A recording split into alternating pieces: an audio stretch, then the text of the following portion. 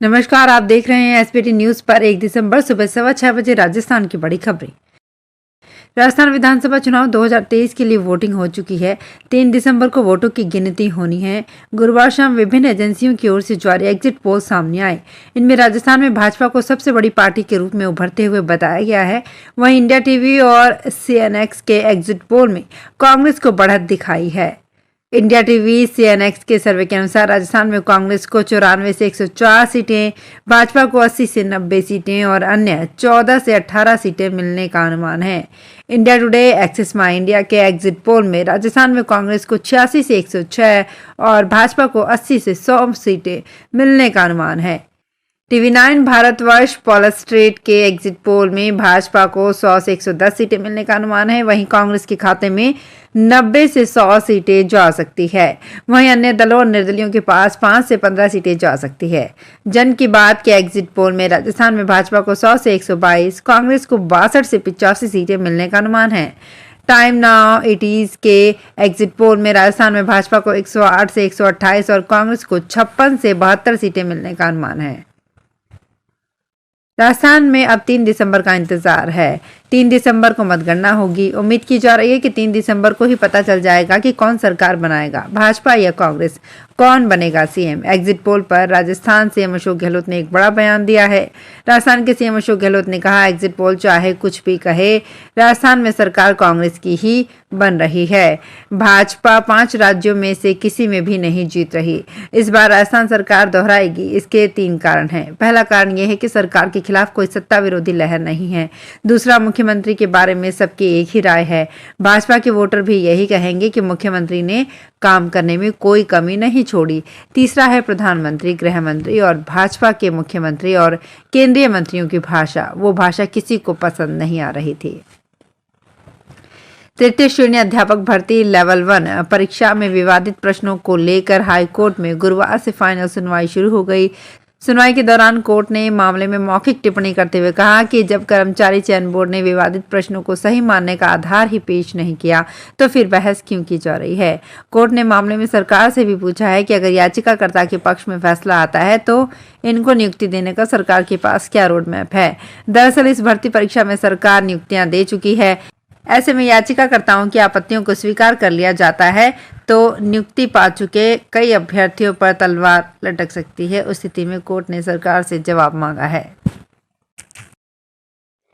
प्रधानमंत्री नरेंद्र मोदी ने गुरुवार 30 नवंबर को विकसित भारत संकल्प यात्रा के लाभार्थियों को वर्चुअली संबोधित किया। मोदी ने कहा कि पहले की सरकारें खुद को माई बाप समझती थी। पीएम ने आगे ये भी कहा कि मेरे लिए सबसे बड़ी जाति गरीब, महिलाएं, युवा और किसान हैं। इन्हें मजबूत बनाकर भारत को विकसित राष्ट्र बनाएंगे। हमारे अमृत स्तंभ हैं हमारी नारी शक्ति, हमारी युवा शक्ति, हमारे किसान और हमारे गरीब परिवार। जयपुर में राजस्थान भाजपा प्रदेश अध्यक्ष सीपी जोशी ने दावा किया है कि 135 से ज्यादा विधायक भाजपा के चुनकर आएंगे। एक मजबूत सरकार होगी जो जनता की उम्मीदों पर खरा उतरेगी। मैं ये विश्वास के साथ कह सकता हूँ।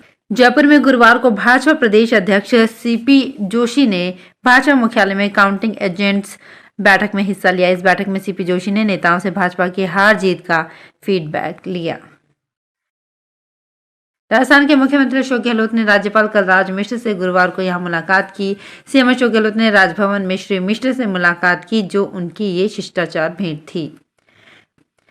प्रधानमंत्री नरेंद्र मोदी ने देश के 50,000 से अधिक युवाओं को सरकार के विभिन्न विभागों में नियुक्ति पत्र वितरित किए और उनका आह्वान किया कि वे देश की जनता जनार्दन के जीवन में सुगमता लाने के लिए सत्यनिष्ठा से खुद को खपाने के लिए तैयार रहें। मोदी ने एक कार्यक्रम में वीडियो कॉन्फ्रेंसिंग के माध्यम से नवनियुक्त कर्मियों को 51,000 से अधिक नियुक्ति पत्र वितरित करने के बाद उन्हें संबोधित करते हुए ये कहा, ये रोजगार मेला देश भर के 37 स्थानों पर आयोजित किया गया। गृह मंत्रालय की एक संसदीय समिति ने सिफारिश की है कि लोक सेवकों को उनके कर्तव्यों से रोकने के लिए हमला करने वालों को दी जाने वाली सजा 1 साल कर दी जाए। समिति का कहना है कि 2 साल की कैद को कुछ लोगों की दलीलों को ध्यान में रखते हुए घटाने की सिफारिश की जा रही है। सांसदों का कहना है कि कानून का जमकर दुरुपयोग किया गया है।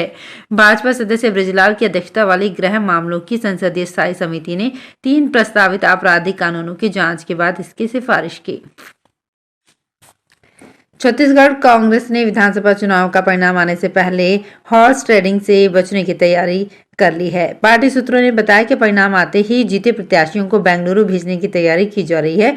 इसके लिए कांग्रेस ने 72 सीटर चार्टर प्लेन भी बुक करा लिया है। इसमें जीते विधायकों के साथ ही पार्टी के नेता भी होंगे। कांग्रेस के लिए कर्नाटक सबसे सुरक्षित जगह है, वहां भी कांग्रेस की सरकार है। छत्तीसगढ़ में 2 चरणों में 7 और 17 नवंबर को वोट डाले गए थे। परिणाम 3 दिसंबर को आएगा। प्रधानमंत्री नरेंद्र मोदी ने गुरुवार को कहा कि विकासशील दुनिया के प्रयासों को पर्याप्त जलवायु वित्त पोषण और प्रौद्योगिकी हस्तांतरण की पहुंच होनी चाहिए। मोदी ने विश्व जलवायु कार्यवाही शिखर सम्मेलन में भाग लेने के लिए दुबई की यात्रा पर रवाना होने के पहले अपने वक्तव्य में ये कहा। वो पालम टेक्निकल एयरपोर्ट से दुबई के लिए रवाना हो गए। प्रधानमंत्री ने कहा कि वो संयुक्त अरब अमीरात के राष्ट्रपति और अबू धाबी के शासक शेख मोहम्मद बिन जायद अल नायान के आमंत्रण पर 1 दिसंबर को COP28 के विश्व जलवायु शिखर सम्मेलन में भाग लेने के लिए दुबई की यात्रा पर जा रही हैं। लॉयंस क्लब मल्टीपल एवं डिस्ट्रिक्ट 3233 का लीडरशिप सेमिनार का आयोजन किया जाएगा। ये सेमिनार पुष्कर में 16 दिसंबर को आयोजित किया जाएगा। इस सेमिनार में लीडरशिप के गुण और विशेषताओं पर चर्चा की जाएगी।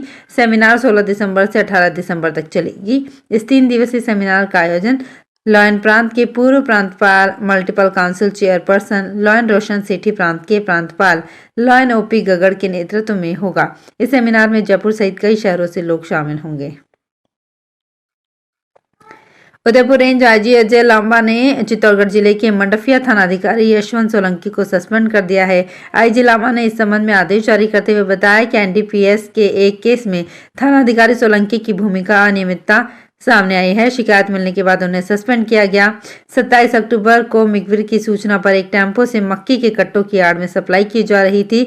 1 किलो 319 ग्राम एमडी ड्रग को जब्त किया गया था।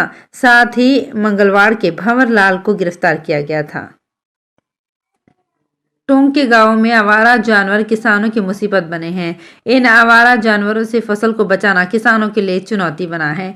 तेज सर्दी के बीच किसानों को फसल की रखवाली करनी पड़ रही है। आवारा जानवर रात्रि के समय खेतों में घुसकर फसल को नष्ट कर देते हैं। ऐसे में फसल को बचाने के खातिर किसान रात भर खेत की रखवाली कर रहे हैं। घर को छोड़कर कड़ाके की ठंड में किसान मचान पर रात भर जाग कर अपने खेतों की रखवाली कर रहे हैं।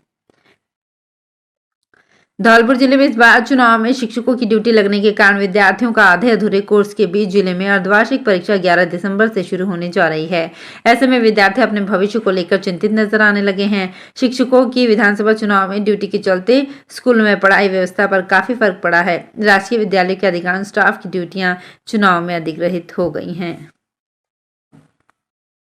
भाजपा नेता और मध्य प्रदेश की पूर्व मुख्यमंत्री उमा भारती ने एक बार फिर अपनी ही पार्टी की सरकार को घेरा है। उमा ने कहा, कमाल तो ये है कि हमारी सरकार के मुखिया के जिले में अवैध खनन हो रहा है, वो उसको रोक नहीं सके। क्या सत्ता इतनी असहाय है? इन 3 माफियाओं के सामने, पावर माफिया, खनन माफिया, शराब माफिया, इनके सामने सत्ता मजबूर हो गई है क्या? उमा ने ये बात गुरुवार को भोपाल में सरकारी आवास पर प्रेस कॉन्फ्रेंस में कही। तो फिलहाल खास खबरों में इतना ही। ताजा खबरों की जानकारी के लिए देखते रहिए एसबीटी न्यूज। धन्यवाद।